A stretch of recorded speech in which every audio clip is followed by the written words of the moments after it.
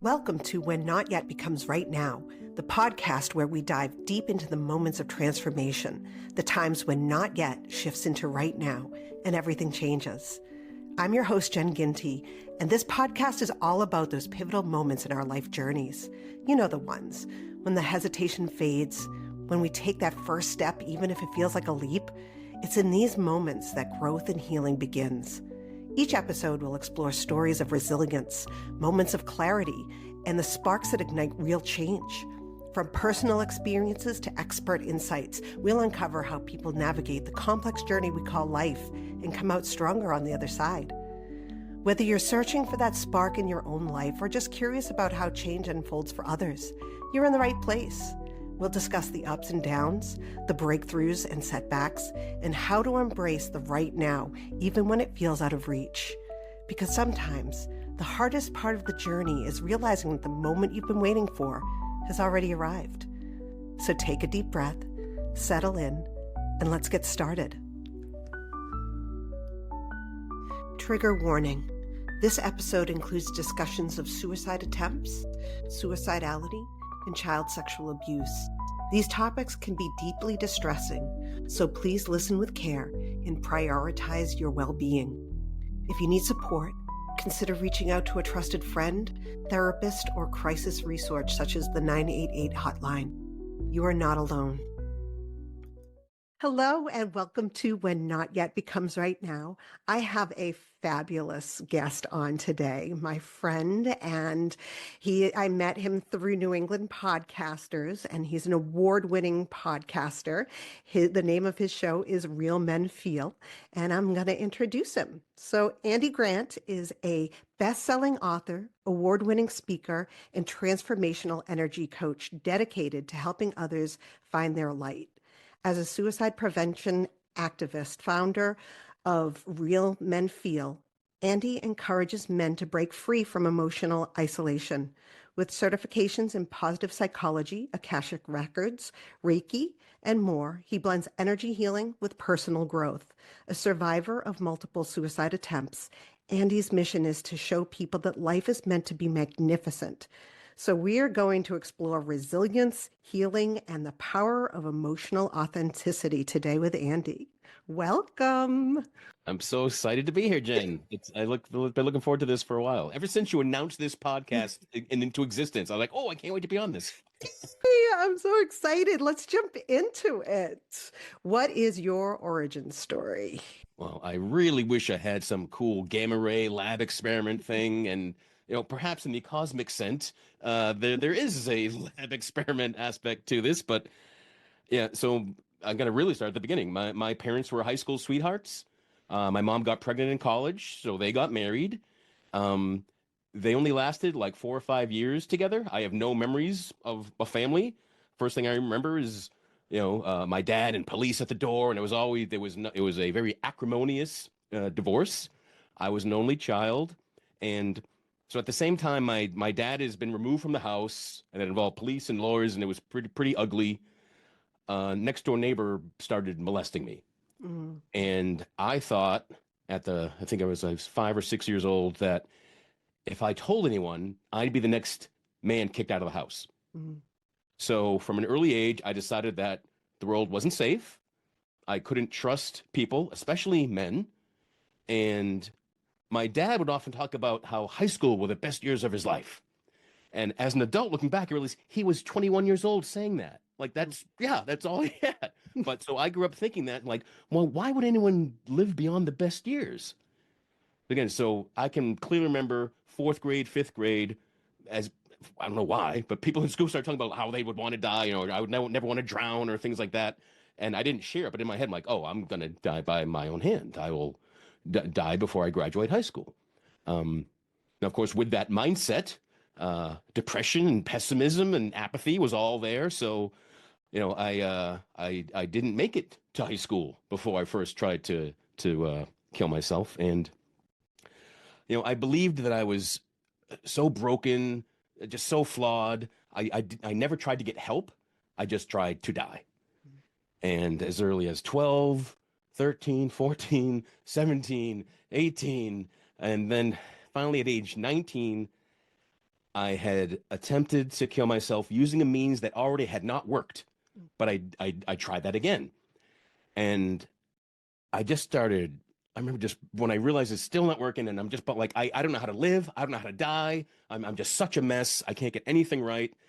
And it was really probably the first time I wasn't raised with any sort of religion or spirituality or anything, but I might for the first time I was really like pleading to whatever a God might exist just to help me because I don't know what the fuck I'm doing and I'm desperate and I'm obviously like something's making me stick around here and I don't know what to do with that. And for the first time, I had this other voice, this other presence, something else was there. Um, because my normal voice was like, "You suck, kill yourself, you can't even do it right." And then, so this was a much softer, gentler voice, and it told me that if I shared my story, it would all be worth it. Now, my parents loved me all the time. They had tried getting me. I saw a child psychologist at age 12. I've been put on meds at 15 and 16. Um, but I never shared it. I shared enough to play the game. I was, you know, I told any counselor enough to give them, oh, such progress. And like, I was just playing the game. But finally, after that message was the first time I went into a hospital willing to open up about everything. Mm. And that was the first time that I had the conscious memories of the molestation. I had blocked all that out. So, and I remember thinking when that happened, I was like, oh, everything's fine now. Like I know the root cause. I'm gonna be like, and it didn't work like that.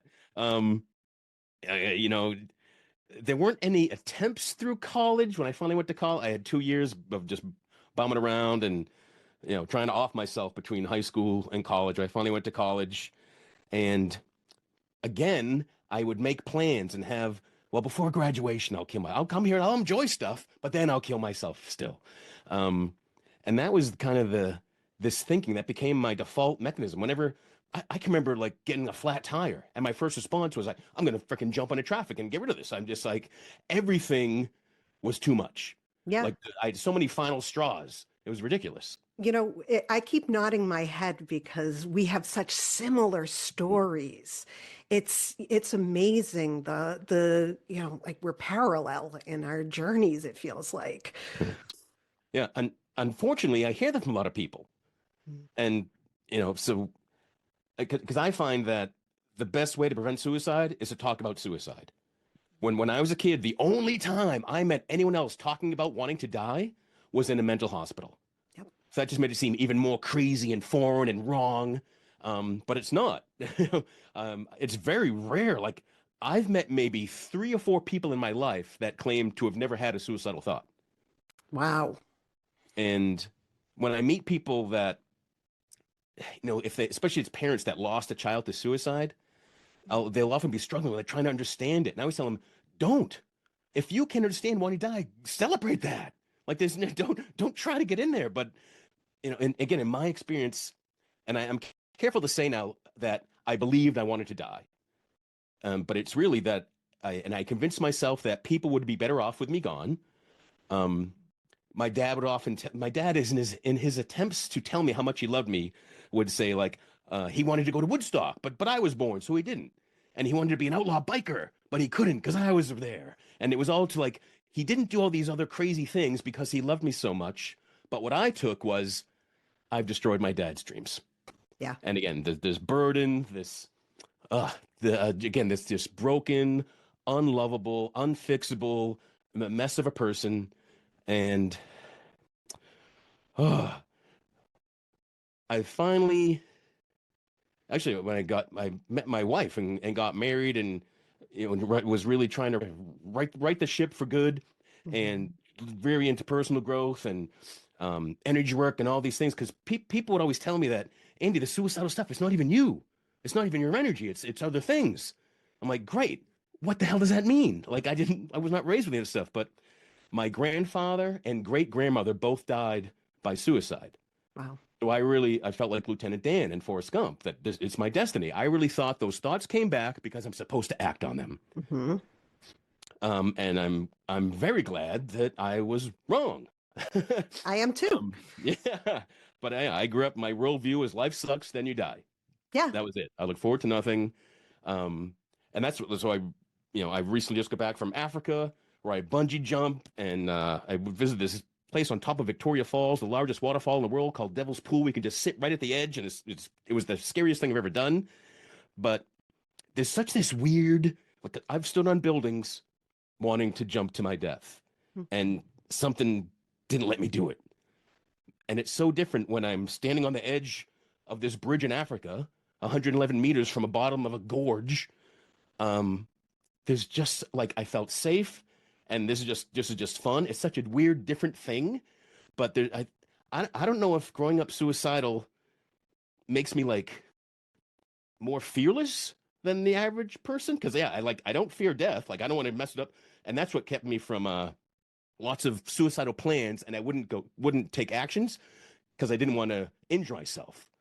Again, I believed I wanted to die, but I definitely did not want to just harm myself and make things worse. Yes. So that kept me on the straight and narrow for, many years at times. But I know I'm bouncing all over the place. So in 2009, I followed this guy named David Morelli online, and he did a guided meditation, and it was all about welcoming energy and pouring gold into you and through your body. And I felt energy coming out. I felt like Iron Man, like shooting lasers. I'm like, what is this? This is not a meditation. I thought a meditation meant, nothingness. Right. So this was a very different thing. And I just knew that whenever this guy teaches, whatever he's doing, I'm doing this. And so 2 years later, he taught a year-long energy coaching program. And the first half of it was all just clearing out other people's energies, getting everything out of your own system and getting to be your true self. And that's why I did it. I didn't even realize it was a coaching program. I just went into like this self-help program. But halfway through that, I'm finding out that other participants are like fighting to work with me and team up with me. The word is spreading that I'm really like good at this. And that's what started the being of service to people. And being taught to read energy means I can tune in, and someone might tell their story, and I can just, oh no, here's the root is over here. You can stop talking. The energy's right here. Let's just remove that from your space, right? So everything I do now with people it's truly something I learned to save my life. And along the way, that I tried a lot of things that didn't work. For a year, I was a card-carrying Scientologist in Boston, because I so wanted to feel normal. And I thought normal people were like always happy. I thought like Ned Flanders was a typical like just locally dokley and everything's great. Just I thought that was reality, and it's not. No. But so reality is always going to be an emotional roller coaster. But as I use the tools that I've learned, and as I'm of service and helping other people, my highs get higher and my lows are higher. So my worst day this year is better than my best day 20 years ago. Yeah. Yeah. That's healing. Yeah, right. Yeah. And it used to piss me off that it doesn't stop. Like, why can't I be done? There's more. Like, and now I get it like, oh good, there's more. Because that means there's still a point to be here. Right. Yeah. When people complain about why I have to keep doing this, like it shouldn't be. I done all the work. I'm like, if that was true, you'd be gone. Right. Yeah. I tell people, they'll ask me, where are you in your healing journey? And I'll say, in the middle. And 10 years from now, I'll say, in the middle. Yeah. That's just what healing is, especially from what we've been through. Our complex PTSD changed our brains, changed our body chemistry. We live that trauma every day. So healing isn't just a like one and done for us. Yeah. And that used to piss me off so much. But again, it's one of the things I used to think being right was the most important thing, but I'll take happiness over being right all the time. So I love this guy. Oh, I was wrong about that. Oh, that belief was total bullshit. Great. Right. It's freeing. Yes. But I remember, the first time I ever did holotropic breath work in this big ballroom with like 200 people, and I didn't even know what it was called. I was at this week-long meditation retreat. The first thing I ever gone to, I think it was 2006. It was with a Centerpoint. They make Holosync, which is how I learned to meditate. You just put on these It's audio technology that just makes your brain vibrate at meditation. Ooh, So that sounds super. interesting. Yeah, Yeah. I got a lot out of that. But so this holotropic breath work, just you take in you breathe fast and without pause, and it puts you into an altered state. And for the first time, I mourned that I had survived multiple uh, murder attempts. Wow. That really, oh, it wasn't, I remember feeling like so high and just like soaring. It was almost like a stereotypical acid trip, running through the sky, and I feel like I'm in a Pink Floyd video or something. And then I'd hear other people in the room start howling and crying and wailing. And someone had warned me it'll sound like a mental asylum at times. And I remember them saying that, and then I started bawling because I know what a mental asylum sounds like. And so I was going like that, cycling through these highs of what an amazing experience. I'm so glad to be alive, to like, oh my God, I tried to throw this away. So this went on for 3 hours. When it finally ends, I didn't want to, I was my phone. They made me open my eyes, and I was like the last person in the room because I didn't want to leave this magical place that I had never experienced. But I came out of that. I wrote letters of apology to my mother, to my father, and to myself. And I sent all three of us a bouquet of roses as an apology for all the pain I had put everybody through. And it was kind of the first time, again, I said I mourned the experience and I took responsibility for it. That's another thing. I used to just be terrified of responsibility because I thought that meant blame. Yeah. So, but only when I take responsibility for my life can I improve it. Right. Right. So let's go back a little bit. This has come up a lot in the episodes that I've been doing. This discussion of our mental health and how we don't really allow ourselves to be open about that to others. And, it's a societal thing. One of the things that I've found is that a lot of people are like, thank you for talking about going inpatient, going into the hospital and doing the work that you needed to do, because so many people are so afraid of going inpatient. And yeah, it can be scary, but it also is very, I would say, uplifting in the sense that I don't fear where I'm at and what I might do. Mm. Yeah. I was like 23 years old, and it was the first time I put myself into a mental hospital without making an attempt on my life. I was like, because every time I made an attempt on my life, things got better. Mm-hmm. And I had this weird connection that's how it works. All right, if I'm ill, I've got to do something bad, and then good things will happen. Like, so I remember it was I felt like such a doofus saying it, but I felt like an adult. Like, oh, I'm taking care of myself. And I went to the emergency room, said I really was struggling with suicidal. And they just, as insurance has changed, they hit me for 3 days and then sent me back to no circumstances changed in those 3 days, but Right. at least the pressure was really off. Again, I find that telling someone my plans, my thoughts, and they don't run away is often all it needs. That is the diffusion. That's the release that I've needed. Mm-hmm. Because I always thought if people knew how I really felt, how dark I was inside, nobody would want to be around me. Yeah, I understand that feeling. And it was in high school. I made an attempt, a senior year in high school, and because I was terrified. Again, I'd always thought I would die before graduation, and class rankings came out, and we had a class of like 320, and I was ranked third in my class, and I was like, "Fuck!"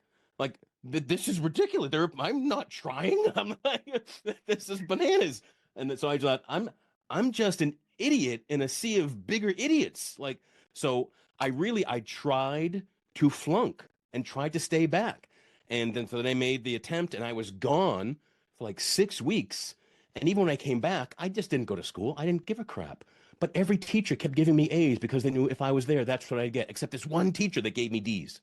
And I had so much more respect for him, but I never told him that. But I heard him standing up for that. But it was, and again, the stigma of being inpatient. I remember waking up in the hospital. I'd been in like a coma for like 2 days, and I woke up, and the first nurse I saw was a mother of two of my friends in school. And I felt like, fuck, everyone's gonna know I failed. So I was more suicidal. Some I meet people that made one attempt in their life, didn't work, and it's like, oh my God, I see the light. I had this great experience. I don't need to do anything, and that has just never been, unfortunately, never been my path. No, Um, me neither. yeah. So I ended up being transferred to McLean's Hospital outside of Boston.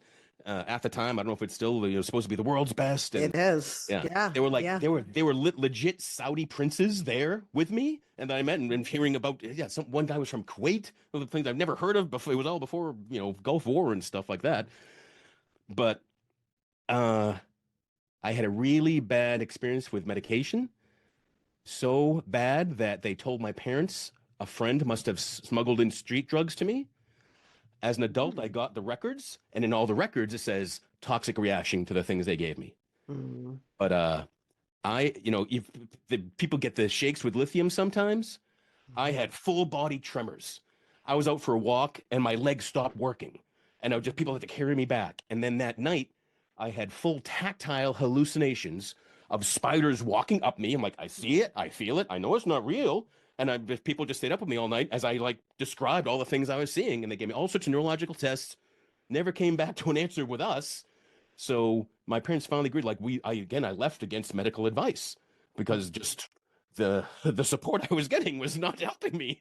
So yeah, I know some people, and if meds work for you, great. But I've just had bad experiences with them.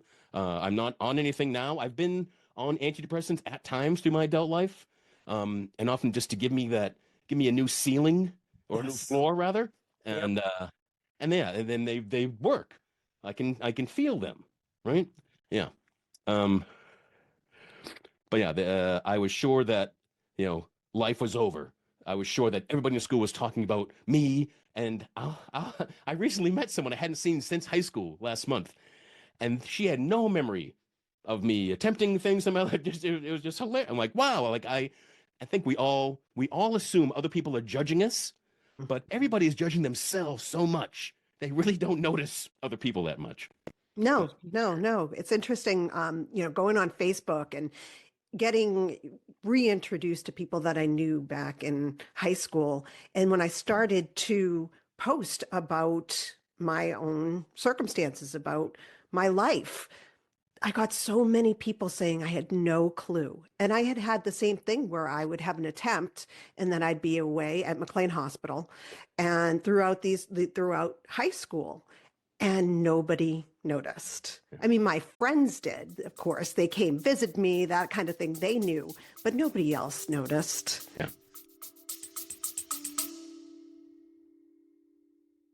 Little one learning to navigate their big emotions? Meet My Moody Monster, the pull apart buddy to help kids understand and manage their feelings.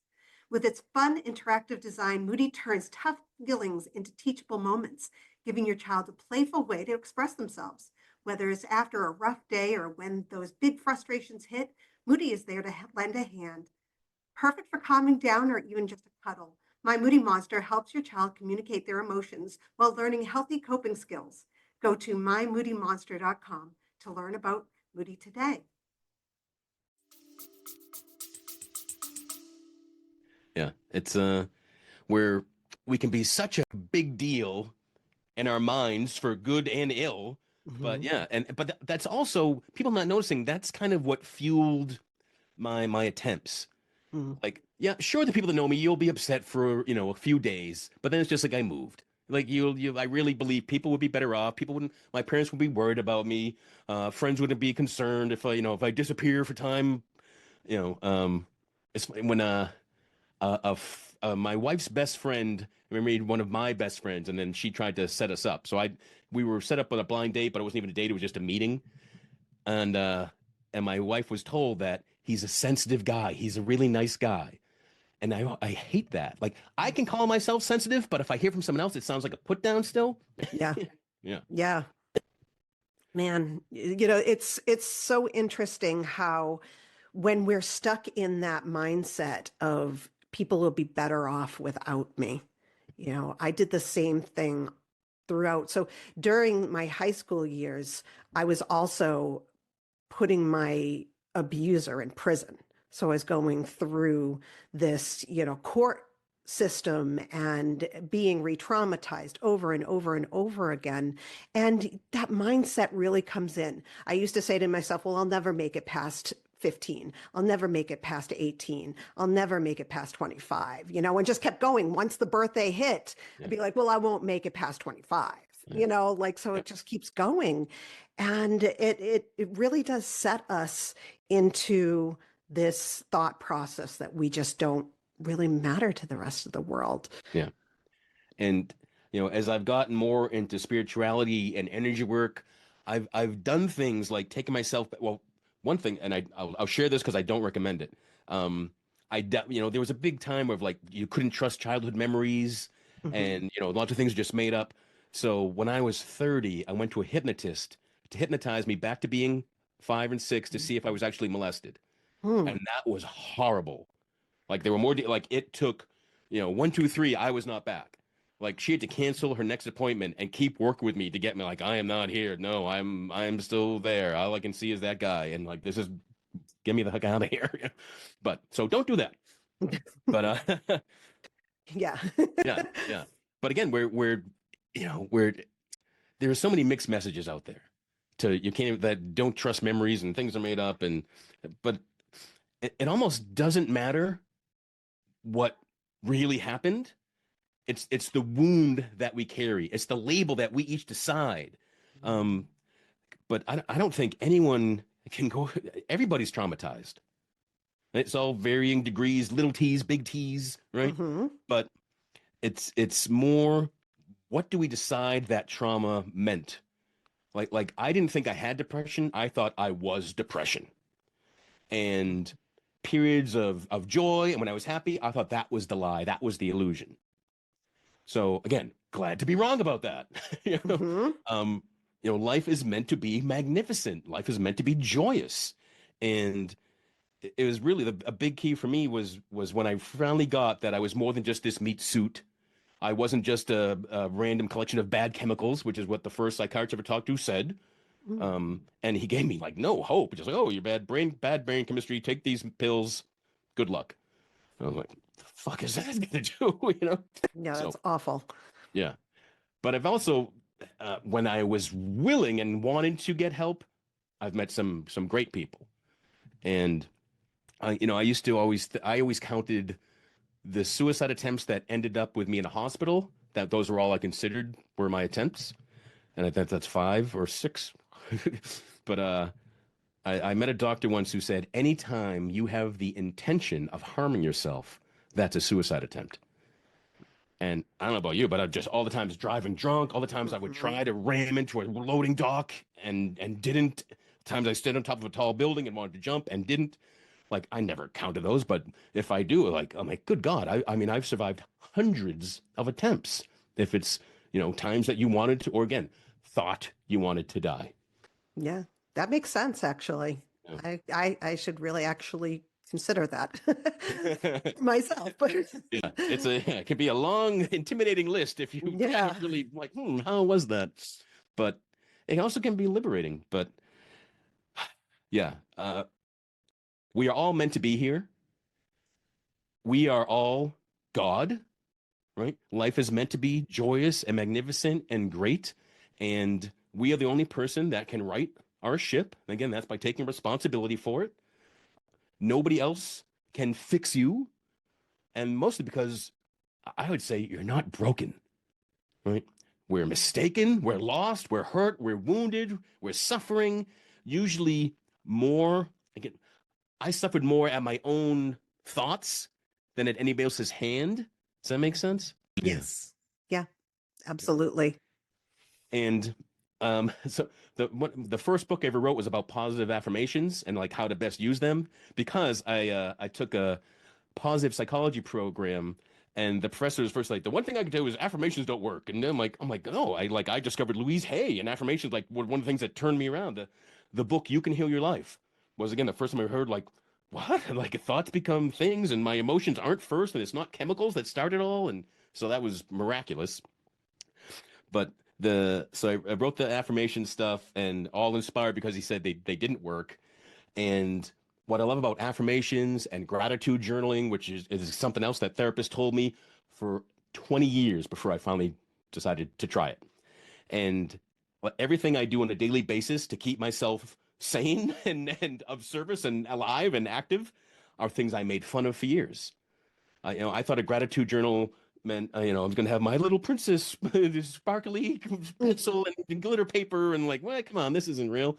But I've been maintaining a gratitude journal practice since like 2006 now. I have boxes and boxes full. I'm like, I can't, like, I don't look at them again, but I'm like, I don't throw them away somehow seems wrong too. So I don't know, maybe the A.F. Grant Presidential Library one day will have them all on display.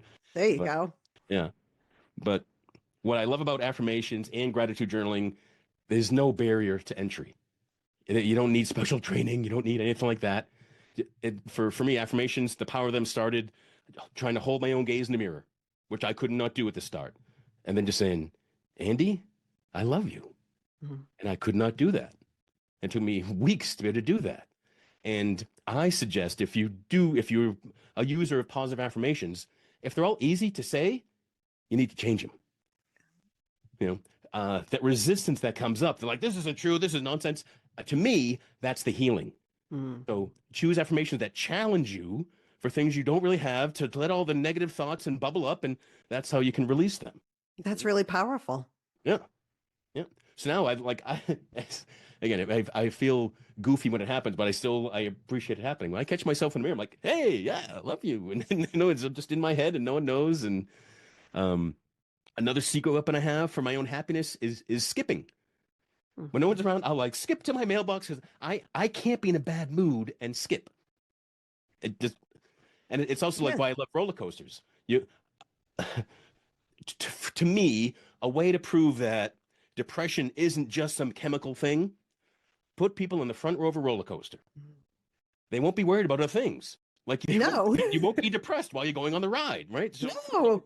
yeah, change your circumstances, and somehow your thinking, your attitude, that's all changing too. Yeah.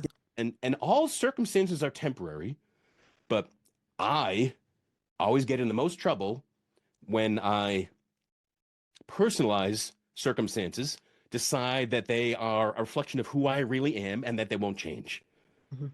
And that's the most damning place I can put myself. Yeah. I find myself telling myself often, this too shall pass. That we need to just, sit with our emotions, feel them. They're uncomfortable, but getting through them, you get on the other side of them. They Yeah, will not stay with you permanently. right. So I Yeah. think that's important for many people to understand. Emotions are energy in motion. They're meant to be felt. And when we allow ourselves to feel it, yeah, on the other side of every negative emotion is a better feeling place. Right. But we can stay in this torturous, depressed, apathetic place by just touching it and retreating. Um, I'm sure you've had, the dark night of the soul experiences and, in the dark and just seems like I'm crying all night and just a mess. And, but then when I actually stop, and this helped me too, to not keep labeling things. So, oh, I was bawling all night. I'm like, oh, wait a minute. No, it was like 40 minutes. Okay. And so I no longer let a bad moment, a bad circumstance get labeled into a bad day, a bad weekend, a bad week, month, etc. Well, we can catastrophize so much, right? Yeah, yeah, yeah. That was, with the inauguration, everything happening recently. It happened while I was in Africa. So now and then I'd get online and I'd see it's the new golden age. It's the end of the world, and I'm just like, interesting, Hmm. and didn't have to look any further. But I knew they were both referencing the same thing. Right, right. Yeah, Different perspectives, I guess. yeah, So, yeah. yeah. When did you decide that you wanted to focus on men specifically? So I began energy coaching in 2010. 90% of my clients had always been women, but they all assumed because of how I looked that I had this like army of men that I was helping somewhere, and they just didn't exist. especially when it comes to energy work, spiritual work. I find that women are much more willing to go there. They're much braver. They're willing to act. Guys are doing it more and more, but it was that notion, and I kept getting called like I got to do something for men. I don't know what it is. And then I got in 2016, I got a healing called a life activation, and that is literally when more light is brought into your physical body, Wow. and it lightens up your spiritual DNA, and it makes your purpose more obvious to you, and it's like what you're meant to do is attractive to you, and you're more attracted to it. And 3 weeks later, Real Men Feel was born. Wow. And during that healing, I was like, I remember still, I don't know what's going on here, but I know I'm going to learn how to do this, and I did. And I had a full career change. That was a healing from the modern mystery school, over 3,000-year-old lineage going back to King Solomon, Solomon's temple, Solomon, son of David, slayer of Goliath, all these biblical figures. Um, it's argued, it's debated that this is while Jesus Christ was kind of missing from between birth and being 30, he was training in the mystery schools. Yeah. So, Wow. So the mystery schools are ancient. yep. So did they come with scriptures? Is there something So specific about it? there were 7 ancient mystery schools, and they still exist. The only one that's open to the public, it's called the Modern Mystery School. It opened to the public in 1997, I believe. Um, whew, uh, they all have different tasks and roles, and like I have Doctor Strange behind me here, and like if his story, he went into a mystery school. That's where he learned all of his magic and mystical arts. But the foundation of the mystery school is reminding people that they are God. You're divine. I'm divine. We create this experience, right? And we can rise above. There's talk of like the tipping point and how many percent of people need to be, wake up and realize that, they can change the world, that they can choose the light over the dark, good over evil. And I've heard it's like just 3% did it, and it would change the world and open an era of peace and love and Shambhala, and the Garden of Eden is all around us. And so that stuff is interesting, but the real tactile things are, again, the life activation. There's a remote healing called Spark of Life that I recently did for someone. She had broken 6 bones in her back, was told the only solution was surgery, and she knew there must be something else. And I said, well, I have this healing that's meant for physical things. Like, let's see what's up. And she's not had pain since that healing. And now it's been like 3 months. Wow. She went 8 months daily pain. Now it's gone. So That's amazing. yeah, I'm like, wow, like that blew me away. So some of these things are so powerful. During COVID, all of the mystery school initiates began doing the Spark of Life on anybody that was in a hospital, anybody on ventilation, and they all went home. Every single one. That's incredible. Yeah, and it's all just anecdotal. I wish we had had the foresight to like document and name and find out and prove all this, but it's just anecdotal. But it's it's tangible, it's real, and so that's how I'm of the most service now. That's the majority of the work I do with people are all various healings and rituals from the Modern Mystery School. Oh, wow, that's amazing. I have to definitely take a good look into that. So with the podcast, how did it come about for you? So, like I said, after the life activation, it got clarity, and it began with me and a friend of mine, Appio Hunter. He was a gay Mormon man, and I thought, oh, we'll have a nice like dichotomy, and it was up to all sorts of topics. So it began with just us talking, and then by like the 4th episode, people wanted to be guests. I'm like, oh, that's weird. And when it started, my goal was to at least make it to 3 episodes before I quit. Because again, my history, do something that gets hard, I quit. But now I'm up to like episode 340.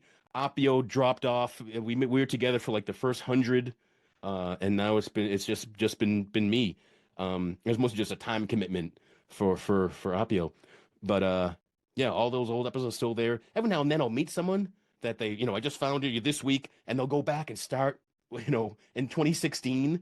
I'm like, God, don't. Like, I'm like, God, I wouldn't want to go start in my past and through it all again. But yeah, the thing about podcasting, I'm surprised how many friends I have that were first podcast guests or something. And I forget that's how that I met. And even in the New England podcast group that we're both part of, like it's Mhm. so cool to go be in person with people and not just everything is Zoom or via every other mediums, and that there is such a community and culture of sharing and support in the podcasting world that continues to surprise me. Mm. Yeah, I'm just starting to feel that as I meet more and more people in the community. And again, community, how important is that? It's Yeah. another thing that comes up all the time in the podcast is community being so important for just about any like life experience. You can find people that have experienced the same things that you have, are interested in the same things that you have. And, that's not, I'm not feeling so alone anymore when I start to dive into community. When I get depressed, I'll pull myself back and I won't, I won't leave the house, but, learning to bring myself out just even for one group gathering can Yeah. really make a big difference. Yeah. And the impact that episodes can make on other people, that's so there have been two times in the last 6 years that I've taken, like, I think an 8 month stop and then even a full year stop, and not planned, just I've had enough. I'm done. And I'll get emails from men all around the world going, I'm a fan of your show. I know your history. I just want to see if you're okay. Oh, And I'm getting choked up already. Um, and I read that at a time that I was trying to convince myself that I had no impact, nothing I'm doing matters. Why do I bother? And anytime I think that now, something shows up. Here's why you bother.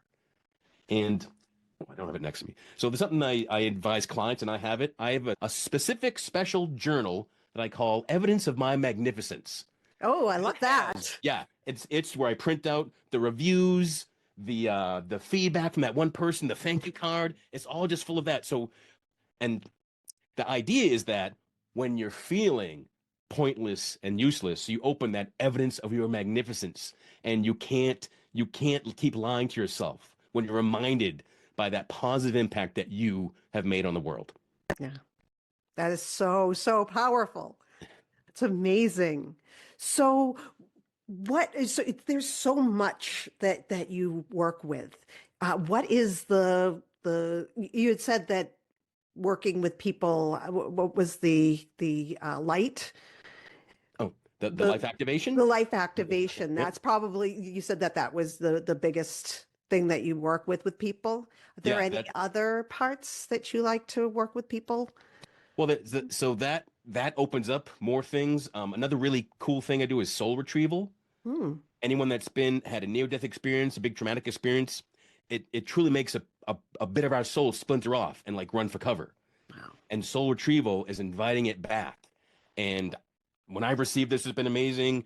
It's yeah, it's just amazing. It's one of those things that can't be described. Everybody's had amazing experiences when they receive it, because it's not like the hurt comes back. It's not like memories come back. It's just you feel a new sense of wholeness and completeness. And it's a shamanic ritual that back when people were more in tuned with all that is, shamans made sure that everybody had this soul retrieval before they passed, so that all of them was together to pass on to the next step. Mhm. But it's not something that's only for senior citizens or something. It's anytime you feel that. But especially when I meet people that say they've had a near-death experience, I would go, you might want to look at this. Mm. Hmm.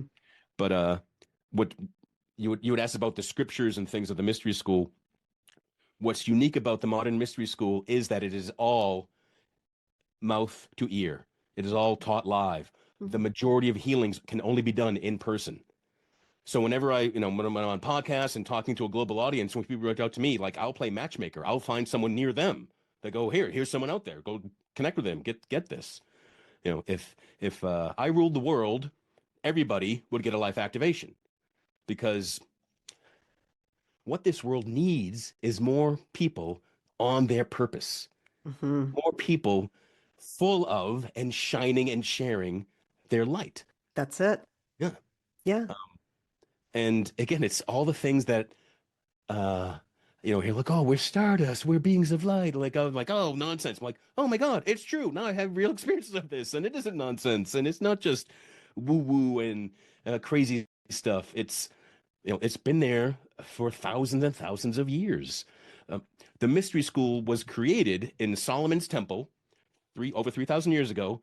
For 40 years, he had all these different healers and shamans from around the world teach each other and do their rituals and healings on each other.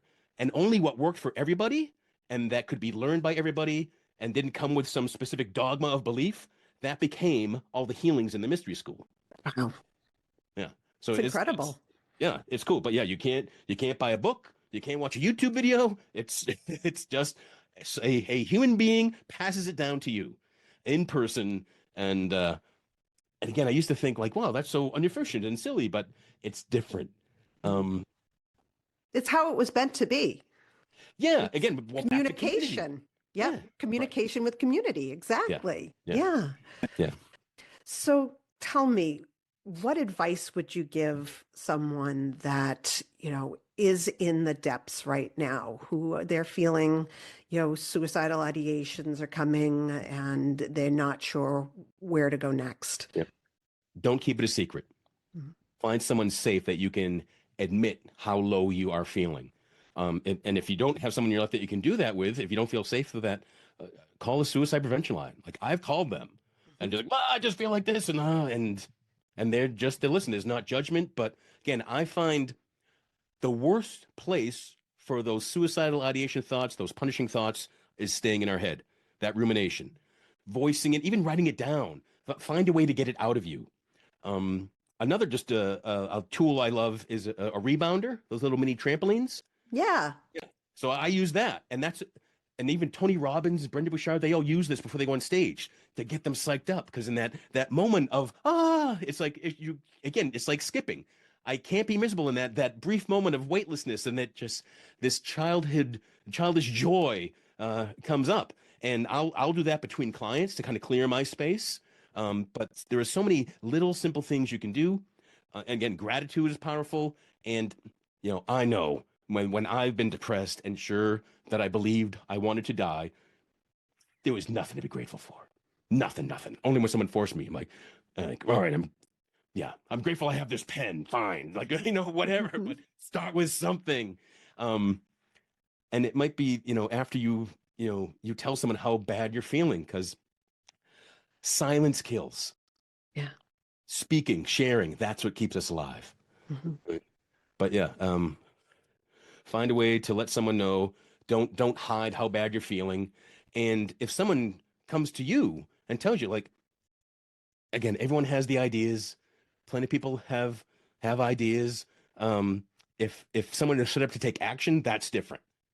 So if someone is saying, like, I'm sitting here with a gun in my hand, then that's when you offer to take them to the ER, offer to help them get somewhere if you're physically near someone. But the thoughts, it's nothing to freak out about. Just listen. You don't have to say anything. Just understand. Yeah. Well, thank you so much, Andy. Where can we find you? Right here. My main site is theandygrant.com. So you don't suffer for a false Andy Grant, but theandygrant.com. That's where you find information on my books, my coaching. I got some online classes. I've got a cool class I made like 10 years ago on the power of gratitude. And it's on Udemy. It's like $9.99. And every now and then, just someone in the world like, this is amazing. And like, oh, I forgot I had that. But it's all, content creation. It's all out there. And you can learn more about Real Men Feel, the podcast there as well. But Real Men Feel also has its own, realmenfeel.org is the site for that.